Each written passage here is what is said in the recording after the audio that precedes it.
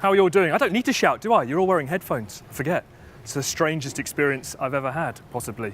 My name's Martin Beebe. I'm a developer evangelist at AWS, and I'm here to talk to you about AWS and .NET specifically. This is an important slide for me. This is called my inception slide. You'll notice that on the right-hand side there's a picture of me giving a talk in front of this slide deck.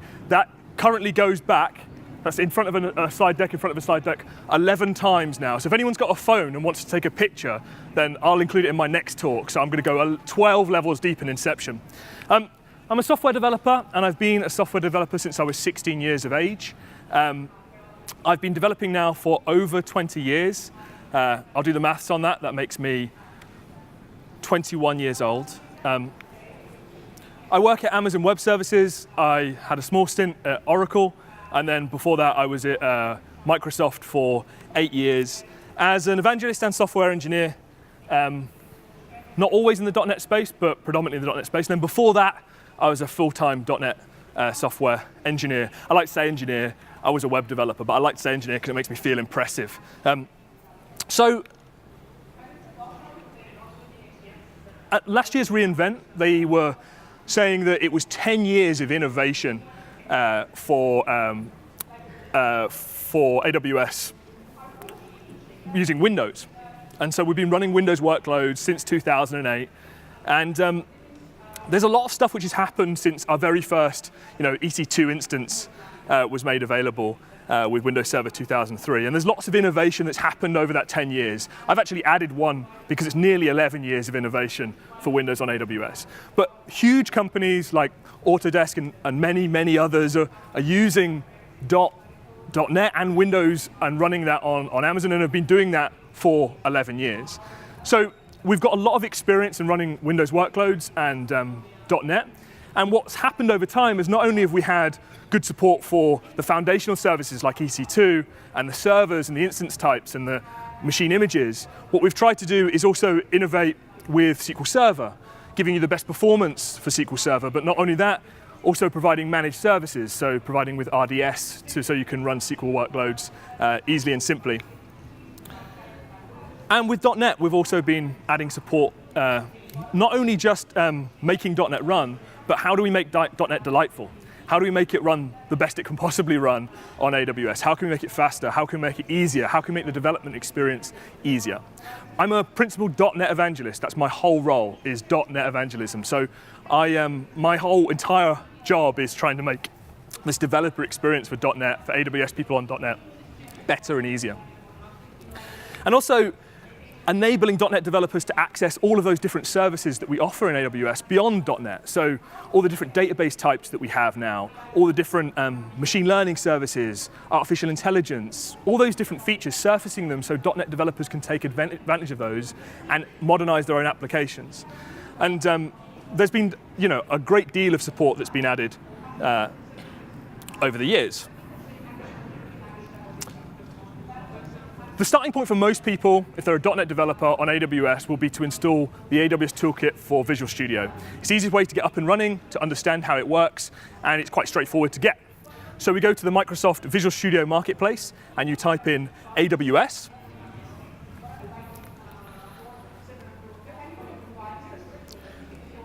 And from there, the AWS Toolkit.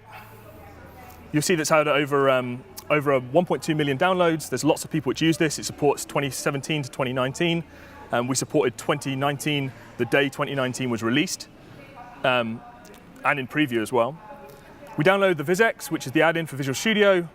We run that up, and what happens now is that Visual Studio has an integrated experience with AWS. Once that VisX is installed, we're going to be able to access all of the different services, see all of the different services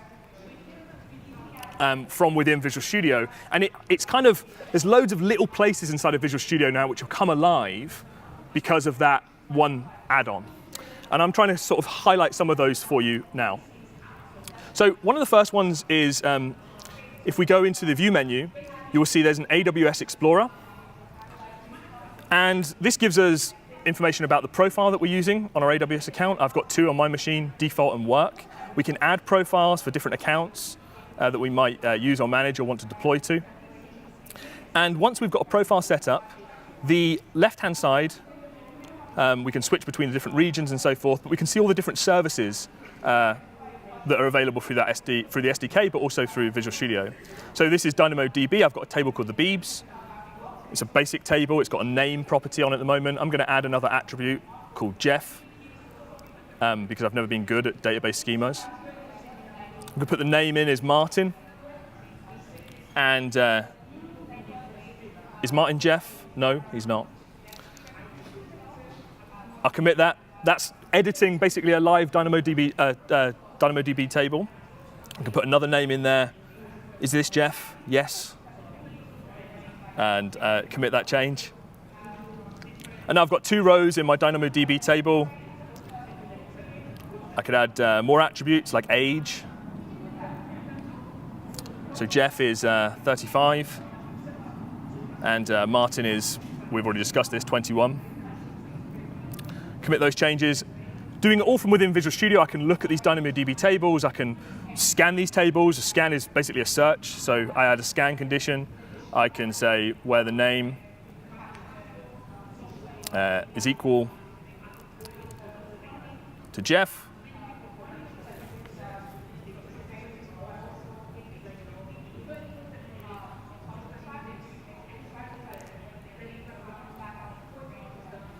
Or if it contains Jeff. And you get the point.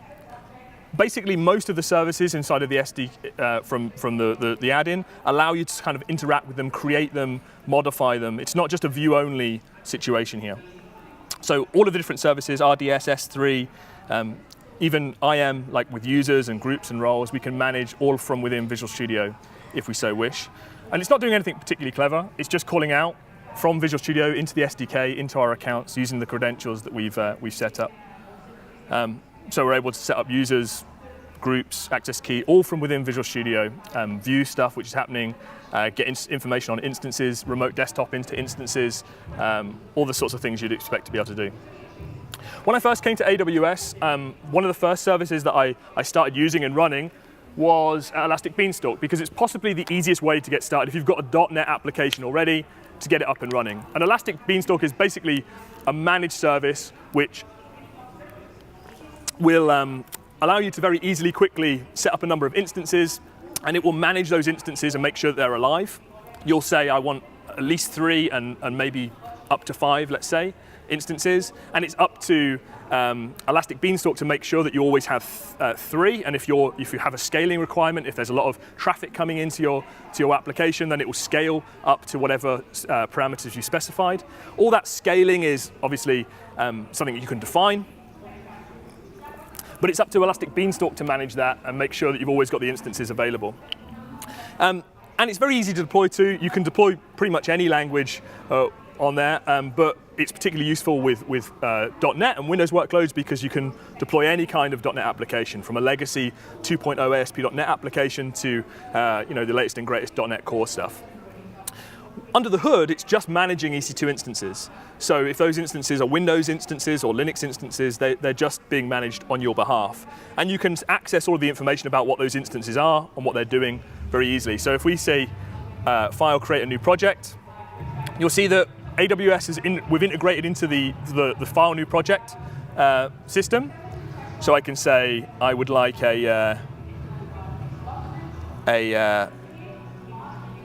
well, I'm not going to use an AWS project. What I'm going to do is just start with a standard .NET Core web application. Web application 6. We'll create that thing. We won't choose empty. Empty's never empty in Visual Studio.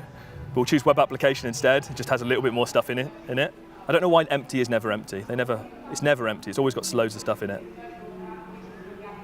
And so we create an ASP.NET Core web application. Nothing special, nothing specific AWS about it. But now we can right-click that and publish to AWS Elastic Beanstalk.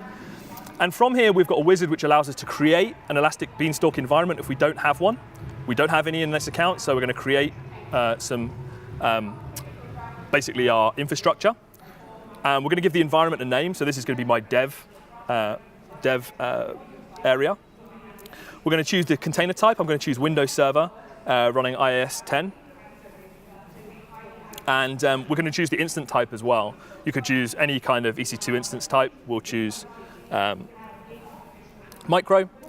And then the key value pair, the key pair, our security key pair, which is important for if you actually want to access these machines, we're going to need this key to actually get access to those machines. We're not going to be distributing passwords. You're going to need this key to actually access your if you want to get into the actual instance. So we create that. There's a load of different settings which we can alter and change. We could add load balances in there and the numbers of instances that we want to create. But this is just a single instance environment I'm creating here. Very straightforward. And ultimately, we then will deploy that. Once it's deployed, which takes about 4 minutes, we then have that website live on a URL. And it's just a .NET application. And it's fundamentally a .NET application that's running inside of an EC2 instance running Windows Server. So if I want to connect to that, I can open Remote Desktop and connect. The problem is port 3389 is closed on this machine. So to enable that, to add access to port 339, we're going to have to go to the security group, which manages these EC2 instances, and open that, that port. So it's quite straightforward to do so. We can, in fact, do it all from within Visual Studio. We go into the EC2 section, go to security groups. That's the security group which is attached to my Elastic Beanstalk environment. And then I'll just say I'll add an inbound permission on port 3389 on RDP.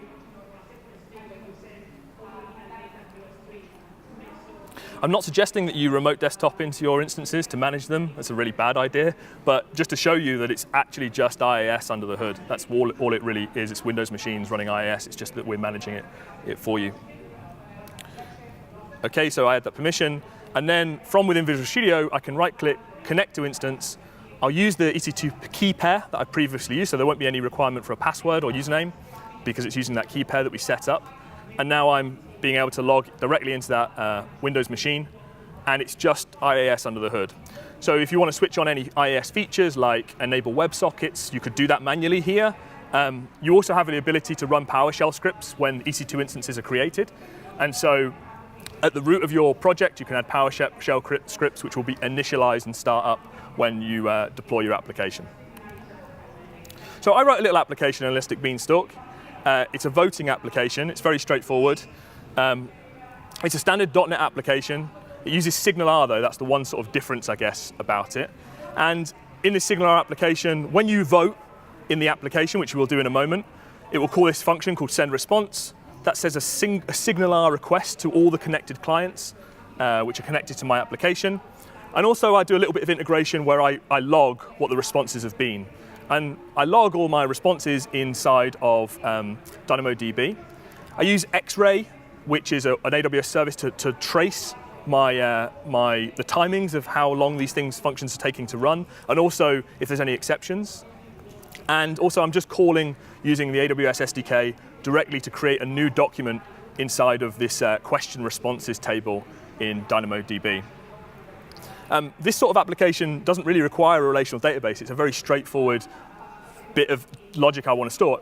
Traditionally, I would definitely have used SQL because it would have been easier. But DynamoDB is a very straightforward way. A few lines of code, I can write to that database, I can retrieve from that database very simply. And for this kind of unstructured database, it's great. I right-click the project, publish it to Elastic Beanstalk. Because I've already created my environment here, it's deploying to an existing environment. It's much quicker because the instances are already up and running. And what happens is it creates a change set, it creates a new version of your application and deploys that to the Elastic Beanstalk environment which you created. So a brief demo. Hopefully this will work. Let me see. So if you go to that URL, let's see if this works.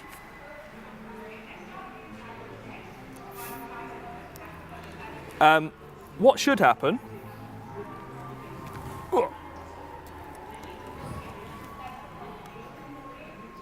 You should see a please wait.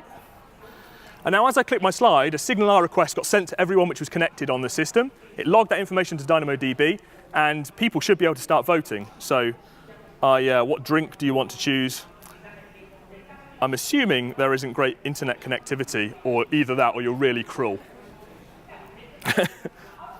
So you'll see that as people are voting, currently saying that more people are wanting to drink beer than drink coffee. That's a great thing. Here's another one, tabs and spaces. So you see, as I cycled the slide, it's basically a slide.js web application written in .NET. It sends a SignalR request on your phones to change the question, and then people vote. And as they vote for things, it adds up, and there's a little graph in the middle there which shows how people have voted and where they're voted.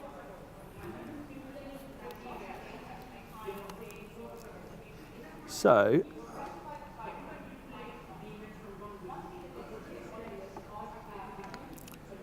I talked a lot about some integrations and stuff like there. I use Cognito, I use X-Ray, I use DynamoDB. All of the NuGet packages or the SDK can be found over on our GitHub page. It's github.com/AWS/.NET.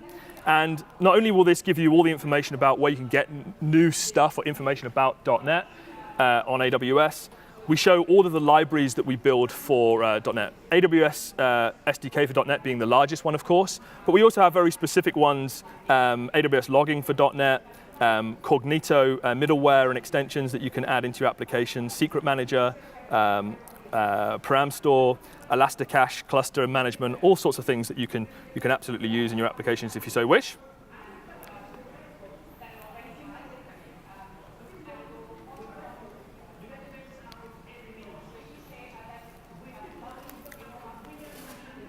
Sorry.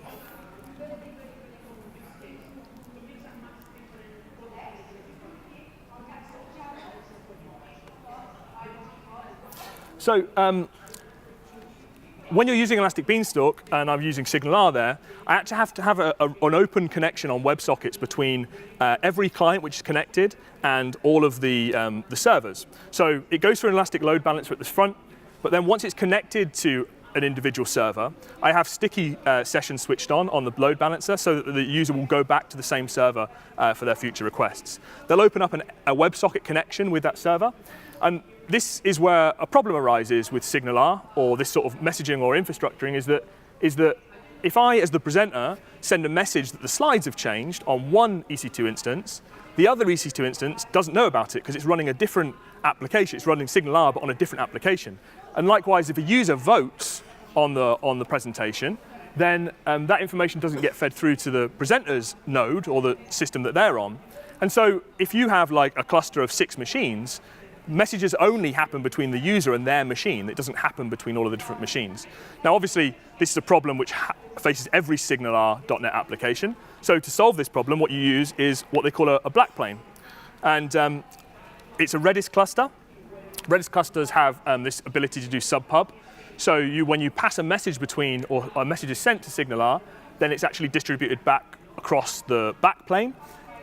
I've used the AWS Elasticache service here to implement this, and that's what I use in my application. And what it means is that anyone which is communicating with one server, it gets repeated across all of the different servers, and that works. So we have a full backplane service which is built in, and now we can scale the front end to 10, as many different instances as we want, and the messages get passed back and forth. This wouldn't be a problem if it was just a regular kind of web application, but because we're using WebSockets, it's particularly more complicated. I would say if you are trying to do this though, there's a new feature in the API gateway which has WebSocket support, and I'm currently writing a blog post at the moment where I describe how I build that application but using entirely serverless technology rather than EC2 instances. So go to my blog, thebeebs.co.uk, and you'll see how to do that if you're interested. So to add Redis capabilities to my SignalR, all I have to do is go into the Configure Services section of my website, and if the website's in production, then I just go and add Stack Exchange Redis, which is a NuGet package library. I add a connection string to my AWS Redis Elasticache cluster. I'm just putting the connection string in there for the moment. It's bad practice. And then I can set up some options. What I'm doing here is putting any options in to use a specific channel on Redis for my particular application, because you could run many applications on a single Redis cluster if you wished to do that. So just giving it a channel prefix of voting application. So a very easy way to get an existing .NET application, get it published on Elastic Beanstalk, load balance it, scale it. It all works really well. But often you might want to take your application and start deconstructing it, maybe put it inside containers, maybe breaking apart some of the things into microservices. We also have support for containers, obviously, in AWS, and there's a lot of container support built directly into the tools for Visual Studio as well. So if I go into that same application and right-click the project file,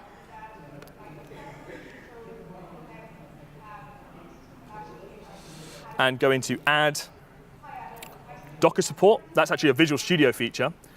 It asks me if I want to use a Docker for Windows or Docker for Linux. I choose Linux because I'm using .NET Core. I can run this on Linux. It adds a Docker file to my application. And that's all that our tooling needs to know that this is now a containerized application, or this application could run inside of a container. That's the basic Docker file. So now when I right-click the project, I get this option to publish container to AWS. And I can publish it directly to one of our AWS container services, but more likely, I'm going to publish it to a registry. So we have a container registry, which is a place which you can store, a bit like Docker Hub, where you can store all of your container images for other systems to perhaps deploy those containers or whatnot, however you manage your deployments. But it's a very simple way of taking a container, an application, building it into containers, and then deploying it. We have a number of ways that you can run containers. We have Amazon ECS, which is basically is an orchestrator which Amazon provides. It has support for .NET Core on Windows, .NET Core on Linux, and also .NET frameworks built for Docker for Windows. You can run those Docker for Windows containers on ECS as well. We have EKS as well. You can run .NET Core for Linux, .NET Core for Windows. You can also now support, there's a public preview of using Docker for Windows on our EKS system as well. That's our managed Kubernetes service. So both of those are good orchestrators. You can choose one or the other. If you want to use Fargate, which is our serverless container platform, you can also run .NET Core for Linux on there as well. And it won't support .NET Framework or window Docker containers, but it will support .NET Core and Linux containers. I'll break there and just to invite up on stage Dean Garvey-North. He comes from GBG, and he's going to be talking about his journey with AWS, or his company's journey with AWS and .NET. So please welcome Dean.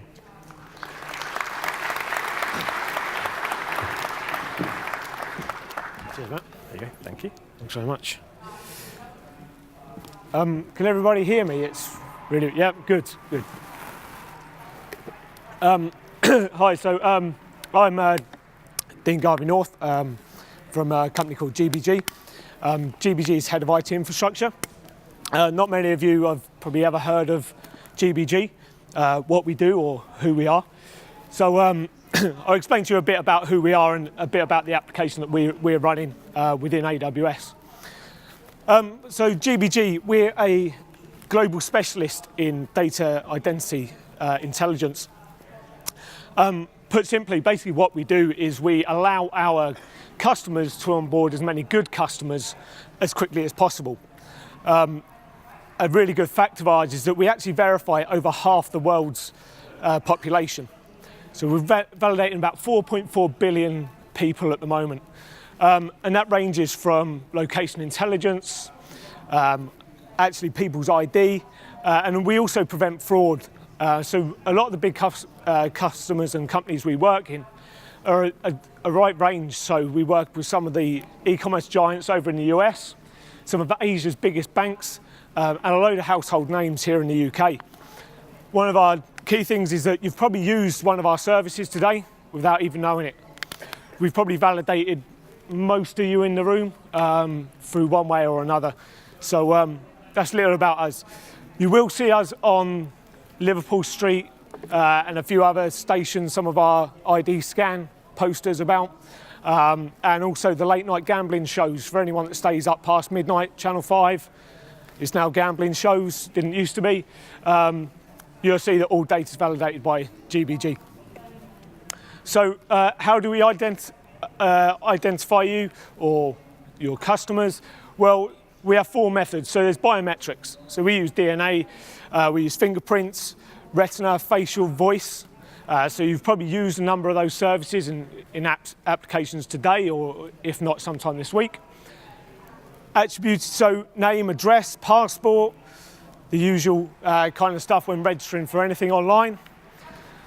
Digital, so this is where we're really going and really pushing the boundaries. So device ID, most people now are identified by the device that they have in their pocket or in front of them. It's what we use more than anything these days. So we're using that to identify who people are, their IP address, their social ID, their cookies. And finally, behavioural. So interests, likes, dislikes. These are things that you're doing on social media every day, things that you're posting. We can use that data to validate who people are. So you have to excuse my voice. Anyone that's a football fan that watched last night, that's to blame. So a bit about our application itself.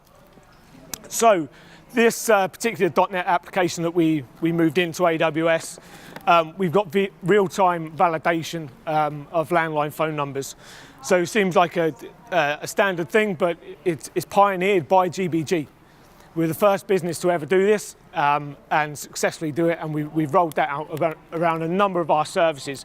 So it's an actual integral part of validating people's identity and an integral part to a lot of GBG services, hence why it was key that we made this a core microservices for GBG.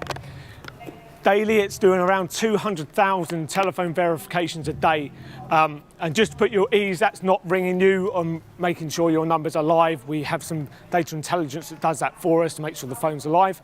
But like I say, we built this internally many years ago, and it's still an integral part of our business. So running this .NET application in AWS. So GBG is actually going to turn 30 in August. So as you can imagine, technology has changed hugely over those 30 years. Now, we've not been doing everything in AWS since it started, and not all of our applications are kind of cloud native. One thing GBG did want to do was actually change the way that we architect our solutions. So we didn't just do a lift and shift, we actually looked at our applications, what they can do, and the power of AWS and how we can make those better. So,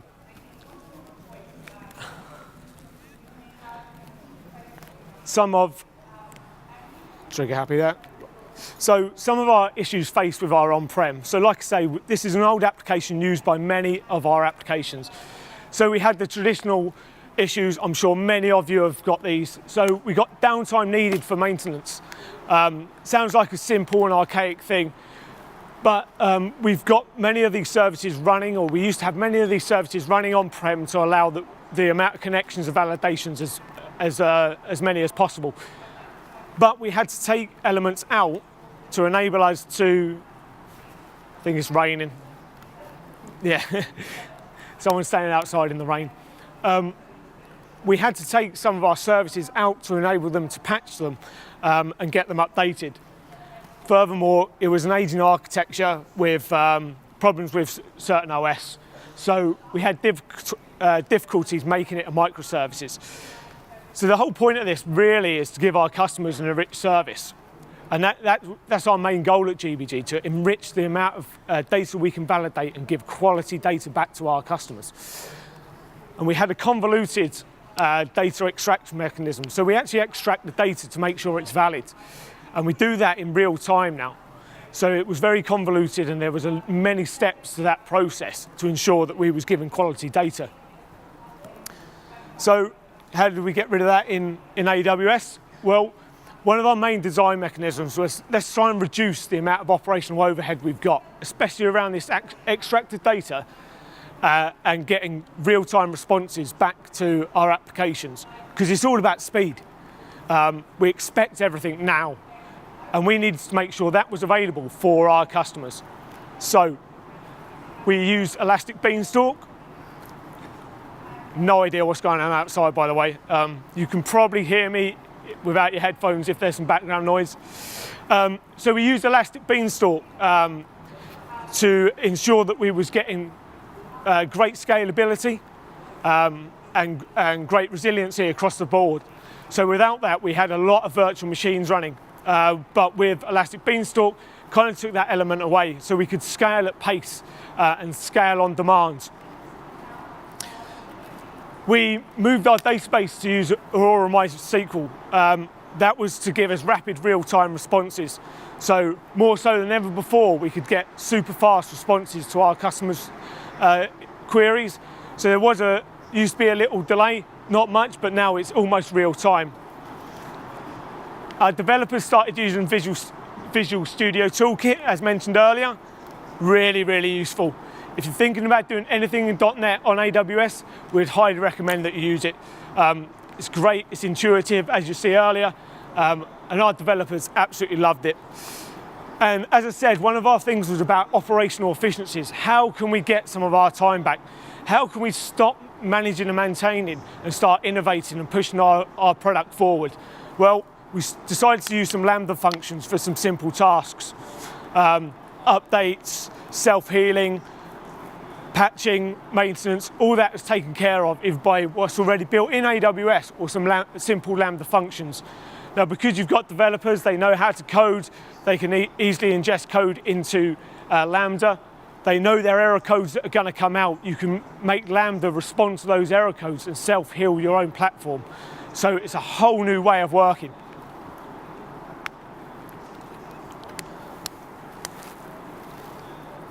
So, as with everything, everything goes smoothly as much as we'd like it to. And we did face issues with putting our .NET application into AWS. Thanks. So one of the key things was understanding Elastic Beanstalk after deployment. So we wanted to make this as automated as possible and use everything that we could. So it was a big paradigm shift for a lot of our developers. Like I say, it's an application that's been around a long time. We didn't just get a bunch of young hipsters in their 20s to come in and start developing applications for us. We used our own internal team. So understanding the way that AWS works and the tools available, that was a really big thing for us. Debugging deployments using Visual Studio, again, this was something new for our team. So it was a bit of a challenge understanding when things were gone wrong. No more were they having to log into servers, no more were they trying to trawl through logs. It was a complete change for them. So understanding that is a different way of working, but provides huge benefits was a bit of a challenge. And the third one was fear of change. It's a common thing, and we certainly had it. There is a fear of change. It's not broke, don't fix it. A GBG, that doesn't matter. It's all about improving. So there were some people that didn't want to change or didn't want to go on this journey with us, which was understandable. But through learning, through knowledge share sessions, we kind of got through that. We got small applications moved fast. We run training sessions. We gave people access to AWS in siloed environments to upskill their training, to allow them to get comfortable and really see the benefits. Once you show a developer that they do not have to do any more troubleshooting, that a lot of that can be taken care of for them, and they can just focus on making that application better, they soon swarm to it. So why we migrated? Well, pretty obvious from what I've said, but platform stability was a major one. Uptime and availability to our clients. We no longer wanted to degrade our service by patching. So EBS and auto-scaling allowed us to make sure that we could keep our system up to date. We could do new releases without any degradation of service. Furthermore, because we were using PaaS and Lambda functions, AWS took care of most of the operational tasks for us. No more did we have to manage and maintain infrastructure, which sounds a bit harsh coming from a head of infrastructure, but to be honest, the future of infrastructure is not managing and maintaining it. Just use it, consume it from AWS. Throughput and capacity limits absolutely abolished. We can now take more throughput than ever before. We had hardware or virtualization constraints before. That is now completely gone. It actually pushes the problem further up and away from what we can do or what AWS can do. So that means that our customers can validate more addresses, more numbers, more often and more quickly. So it's a huge advantage for us and something that a barrier is completely removed. And then thirdly there, like I say, operational efficiencies. One of our big things at GBG, let's save operational tasks. Let's get people moving more to innovating, get more to moving our products forward and not managing and maintaining. And by doing that, like I say, 60% of our operational tasks went overnight when we moved. It was really that effective. So some of our lessons learned, it is a business change. So I know there's a lot of developers that love cloud technologies, that love AWS, and just want to get on and do it. What we found is a business that kind of is globally expanding. We're about 1,000 people now. We've got 19,000 customers across 79 countries. So we're no small startup or no small business. But it is a business change. It does affect everybody and everyone, from your data team, your legal team, your finance team are probably going to give you the most heartache or shock because how you purchase and acquire infrastructure now changes, but it's more effective. You can reduce your costs because you pay for what you use. So it's just preparing that it is a change for everybody. Your team can do it. At GBG, like I say, when we started our AWS journey and when we started looking at this, we was 800 strong. We've grown since then, but only 5 people in our entire organisation, a good few of them here today, changed GBG's thoughts on AWS and took us into the cloud. We didn't have to go into any third parties. We didn't have to have any big project budgets. We just dedicated the time to our people, to learning and looking what is the art of possible. So your team can do it. We redefine operational and release processes. Again, that changes. It's no longer about upgrading. You do no longer need to upgrade anything. You do not need to add releases, just redeploy. Start testing early as well. Make sure you are testing. Other ones from us, there is no limit to innovation within AWS. It takes away so many of your pains and concerns, you just don't need to worry about it. So use it, research it, and the possibilities are endless. Visual Studio Code, as I said, it's awesome. Our devs loved it. I would recommend going and downloading it and giving it a go. The cloud is super secure. A big concern around the cloud is that it's not very secure. You will never be as secure as Amazon or AWS in that fact. Just believe it and drive that message through. Lambda is extremely powerful. We really see the power of it through this whole process. And that was our main benefit from operational efficiencies. So go and explore and go and enjoy yourselves. Don't be afraid to fail and fail fast, and that's what we did. AWS allows you to do that. And that is it from me. If you want to contact me, feel free to drop me an email. And that is GBG. So, ladies and gentlemen, thank you very much. Thank you very much. Cheers. Thank you. I'm going to leave this headset on. It's easier with the headset on. That's great. It's crazy. I look like a DJ now, though, so I'm not going to drop any beats, I promise. So we talked about Lambda there. It's being amazing. Let's build something amazing. Let's build something which is going to be give us the meaning of life, the universe, and everything.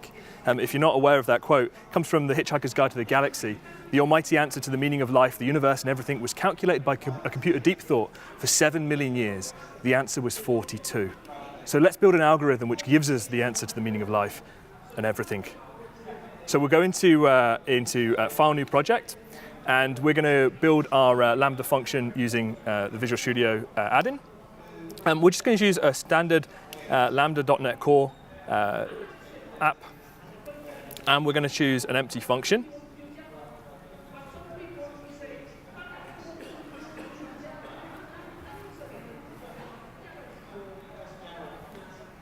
In the function file, there's a handler. That handler at the bottom, all it does at the moment is does an input.toUpper. We can do better than that. What we can do is we can add a new algorithm which gives us the meaning of everything.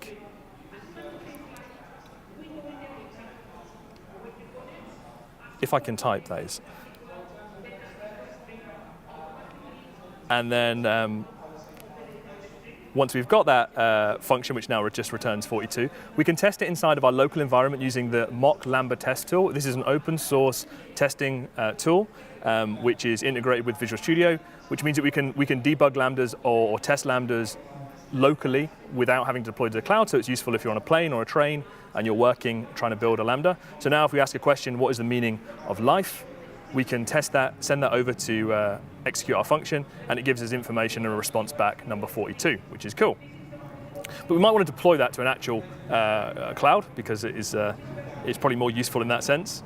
So what we can do is right-click the project, and we say publish to AWS Lambda, and then we get to some options to choose the name of the function, what runtime that we're going to be using. At the moment, we're using .NET Core v2.1, which is our latest release of major supported runtimes. We support version 1 of .NET Core as well. We give it a role name, which is the execution environment, the security group that this function is going to be using to access other services and stuff. We upload that, and we deploy that. And ultimately, that function will be deployed. And once it's deployed, we can then call that function from our local environment. So all it does is it's packaging up that file. It turns it into a zip file. It sends that zip file over via the CLI, because all that Visual Studio is doing is wrapping our CLI, and it passes it, puts it into the cloud for us, and then we can test it directly from within Visual Studio, but on towards the cloud by saying, what's the meaning of life? We will invoke this, and we get the response back 42 from the actual live function on the server. It also tells us on the log output some information about how long that ran for, how much we were charged, the memory consumption as well of that function, and so forth. Lambda's evolved incredibly. There's lots of new features added all the time. .NET support's been around for a long time. We've also added PowerShell support for IT administrators which might want to run PowerShell scripts in Lambda. We've also added the capability called Lambda layers. This is useful for dynamic languages, but with .NET you can use this to cache NuGet packages or to share NuGet libraries across multiple functions. So you can keep your function very small, but then use a Lambda layer to maybe distribute or use a common library in your application. There's also this concept, one of the layers can be a runtime layer, and what we can do is add a runtime which maybe we don't support in Lambda. You can do this for anything, so there's PHP, that's how we've added PHP support to Lambda. But we could also add support for something which we don't support out of the box, which is .NET Core 3. So if you wanted to test .NET Core 3, you could do this using a custom runtime. So we'll go into Visual Studio 2019, create a new project, and we're going to say, type in AWS. This will bring all the AWS blueprints, not blueprints, the project types. We're going to create a custom runtime function.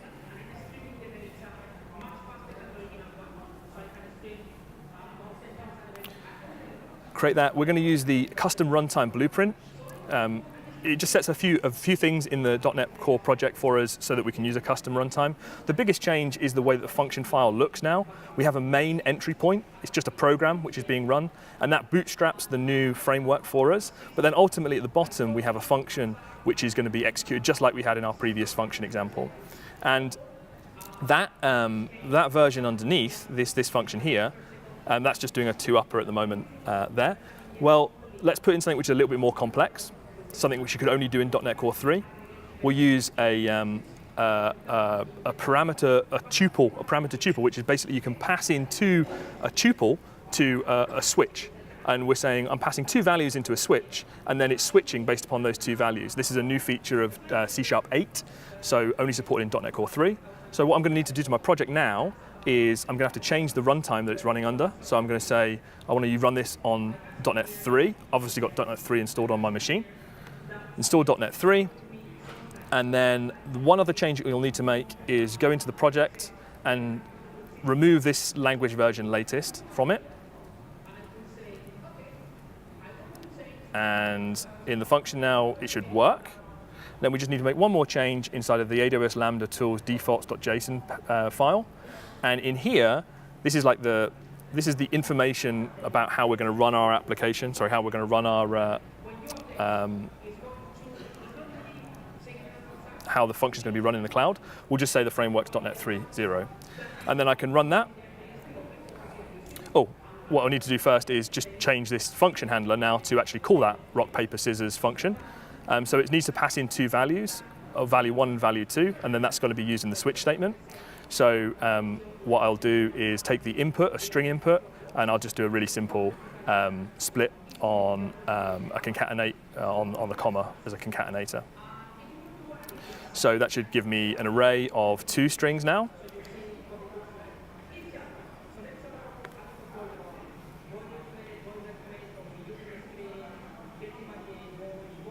Object 1, object 0, sorry, and object 1. And now, if I send this function a string with a comma delimited value, or well, 2 values delimited by a comma, then it should run. So you see that the language runtime is now custom .NET Core. I'm going to give it a role again. This is the service role that's running under, and this is what provides the permissions to the Lambda function and what it can access in the cloud. I'm uploading that function just as I did before. And what will happen now is AWS is taking the same package. We're also uploading the SDK, the .NET Core 3 framework, along with this function, obviously.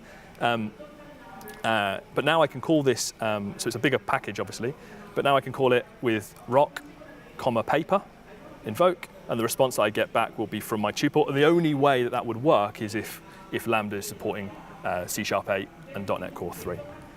So paper rock returns a different one as well. So if you want to use that particular, if you want to build your own scalable rock, paper, scissors, you can absolutely do that with the new features in C#8. And we're there from day one supporting C# and .NET, the newest versions, the preview versions, and when .NET 5 comes out in November 2020, we'll be right there with support with it, making you able to build on that platform as well. Now, I've got quite a few other demos, but I've completely run out of time. So what I'll do instead is I'll put these on my blog at the end of the session. There's some more Lambda sort of stuff that I would want to show you, but I'll put it on my blog, and if you're interested in that, then go take a look. My blog is thebeebs.co.uk. Also, if you're interested in the .NET space at AWS, look at our GitHub page, github.com/AWS/.NET. All of the stuff that we do is done open source and in public, from the SDK to all of the different NuGet packages that we develop. Please, as well, if you could rate this session in the mobile application, I'd be extraordinarily grateful. If you've loved this session, if you've really found it useful and helpful, please tweet about it, and please give me great feedback on the session application. If you've hated it and you think it's terrible and you think I'm rubbish, please email me at mbb@amazon.com. Thank you very much indeed.